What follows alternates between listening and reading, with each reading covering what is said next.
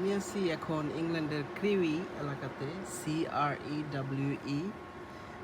এখানে একটা বিশাল একটা গরুর খামার দেখতে পাচ্ছেন। আমি একটু বাহিরে যাই, গিয়ে আপনাদেরকে দেখাই গরুগুলা কি জাতের গরু। আমি ঠিক বলতে পারবো না। আমাদের দেশে এগুলাকে অস্ট্রেলিয়ান ফিজিয়ান এগুলা বলে থাকে।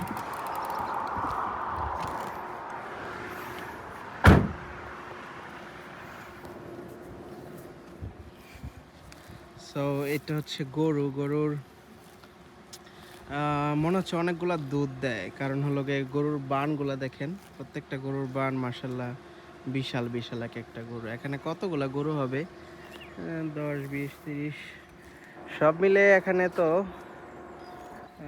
এটা ফার্ম আর কি। ওই পাশ দিয়ে গরুগুলাকে ভিতরে নিয়ে যায়, এখানে রুট ক্রস করে এখানে ঘাস খাওয়ার জন্য রাখে আর কি।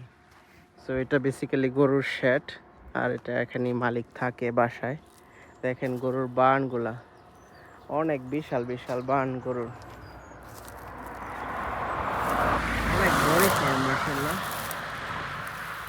এই যে দেখেন কালো গরু, এটা এগুলা বেসিক্যালি ফিজিয়ান হইতে পারে, অথবা এই যে গরুটা আমার দেখে ভয় পাইছে।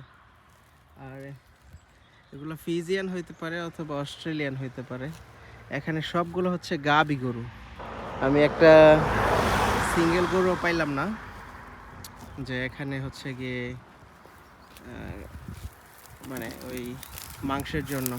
অনেক খামার আছে ইংল্যান্ডে যেগুলা মাংসের জন্য করে। দেখেন কি সুন্দর সবুজ ঘাস, পর্যাপ্ত ঘাস।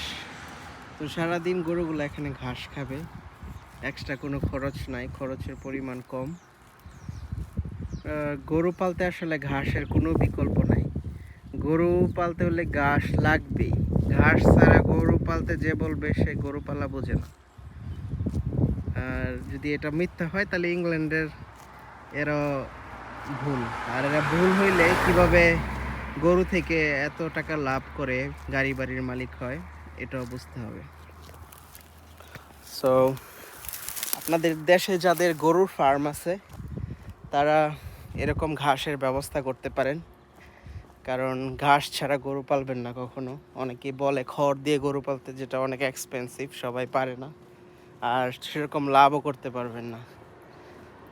সো আইডিয়ালি হচ্ছে গরু লাগবে, গরুর জন্য ঘাস লাগবে।